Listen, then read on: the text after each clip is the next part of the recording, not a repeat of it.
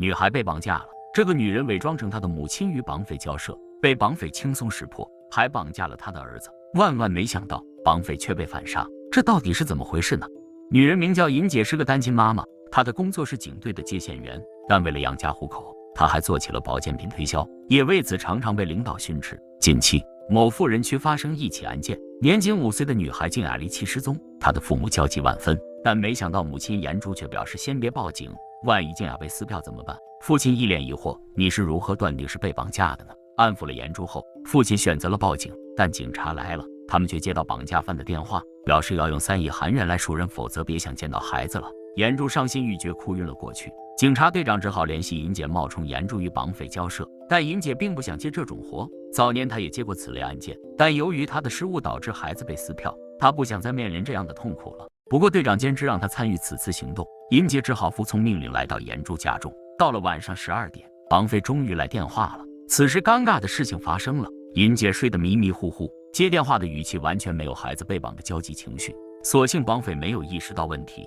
让其准备好钱，明天中午在公园交易。挂掉电话后，警方就定位到绑匪的大体位置，但这些警察仿佛智商下线，大张旗鼓去抓人，生怕绑匪不知道。不出意外，第一次行动失败，只能实行 B 计划，在公园交易地点埋伏。次日中午，静雅的父亲提着钱袋赶往目的地，警方果然在公园里发现可疑男，出动大批人马将可疑男捉拿归案，但未曾想可疑男并不是绑匪，而是普通路人。他见车门没关，心生歹念，想来个顺手牵羊，闹了这么大乌龙，警方计划彻底失败，还打草惊蛇，案件陷入了僵局。现在只能等绑匪再次打来电话。等了许久后，绑匪果然来电话了，但这次不是拨打被警方监听的颜珠的手机，而是尹姐的手机。这么说来，绑匪已经得知尹姐冒充孩子母亲的事情。不仅如此，他还绑了尹姐的儿子，以此要挟尹姐替他送钱。儿子可是他的命根子。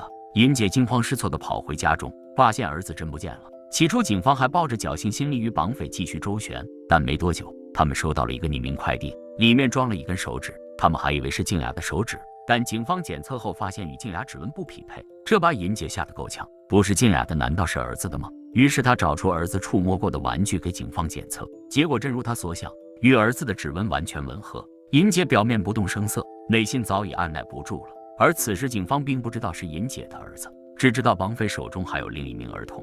过了一会，绑匪给队长打来电话，直接摊牌。 지금부터 엄마 대역을 한 여자가 직접 돈을 전달할 겁니다. 부모들은 아무래도 어설퍼서 말이죠. 队长也没有其他办法，只能先按绑匪的要求做。第二天，尹姐带着赎金就出发了。因为尹姐被绑匪威胁，所以她没有按照警方的计划执行，而是私自到另一个交易地点，还将车上的追踪器放到另一辆车上。队长发现后满是疑惑，尹姐这是要干嘛呢？但尹姐知道，只有她这么做才能保证儿子的安全。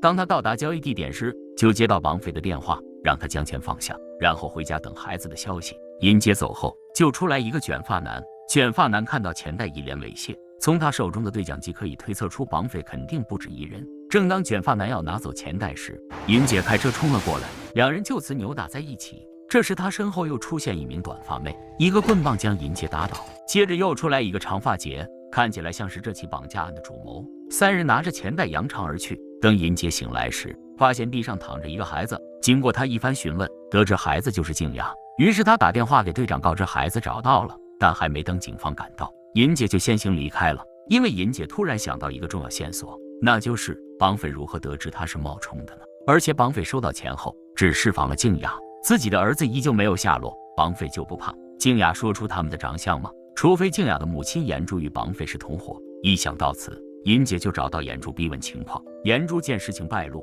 只能坦白，3年前静雅得了一场怪病，需要肝脏移植，但当时国内没有找到匹配的肝脏，于是颜珠便带着女儿出境，通过非法渠道在菲律宾找到匹配的肝脏。手术非常成功，但主刀医生却坐地起价，要求给3亿手术费。因为医生查到颜珠的家庭背景不一般，丈夫是政府高官，如果颜珠不给钱，就将非法移植的事情曝光，让他们身败名裂。颜珠一时间没办法拿到那么多钱，就算拿到了，肯定会被丈夫怀疑。于是她就想到与非法组织自导自演这出戏，这件事情就能瞒天过海了。这也是为何开头颜珠不让丈夫报警的原因。只是丈夫不好糊弄，一回来报了警，为了阻止交涉的进行，她只能装晕。没想到警方找到了一个替身尹姐，于是临时起意将尹姐的儿子绑架，让她赎金。本以为计划天衣无缝，没想到还是被尹姐看出破绽，她只好说出孩子的位置，但眼珠表示孩子已经被医生带走了，具体位置她不知道。事已至此，尹姐只能到医院碰碰运气，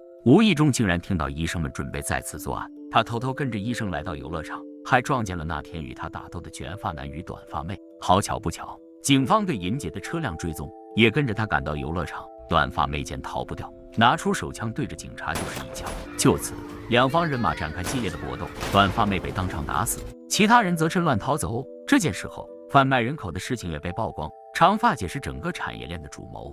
为了自保，她准备将手下灭口。第一个要解决的就是医生，他派出卷发男在他家里将人残忍杀害。第二个就是尹姐，他与孩子要挟约在山头见面。尹姐很清楚这群人是亡命之徒，不能硬拼，只能智取。不出所料，等他赶到山头时，卷发男已经拿枪等着了。不过他低估了一个母亲的能力，在一番搏斗中，尹姐将卷发男反杀，开着他的车，通过定位找到了长发姐。长发姐一开始以为是卷发男回来了，凑近一看才发现是尹姐，随即两人展开了火拼。在打斗过程中，尹姐才得知卷发男是长发姐的弟弟，患有先天精神病，为了养活弟弟，不得不走上违法犯罪的道路，但这不能成为违法犯罪的借口。你的弟弟是弟弟，别人的孩子就不是孩子了吗？